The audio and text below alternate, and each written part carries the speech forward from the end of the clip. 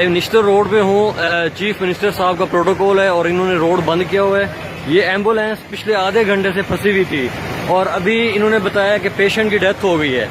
ये जरा बताएं, आप साथ हैं इसके पेशेंट के?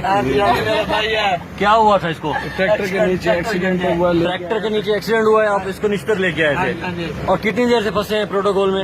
20 मिनट हो गए। 20 मिनट से आप 20-25 मिनट से यहाँ खड़े हैं और इन्होंने नहीं खोला रोड। और ये पेशेंट की डेथ हो गई है इस वक्त ना। ये आप देख सकते हैं, ये खवातीन रो रही हैं। ये पेशेंट है, ये जवान लड़का है, इसकी डेथ हो गई है। ये चीफ मिनिस्टर साहब के प्रोटोकॉल की वजह से एक पेशेंट की डेथ हो गई है। इसका कौन जवाब देगा? मतलब ये वो हुकूमत है जो ये वादा करके आई थी कि हम प्रोटोकॉल नहीं लेंगे।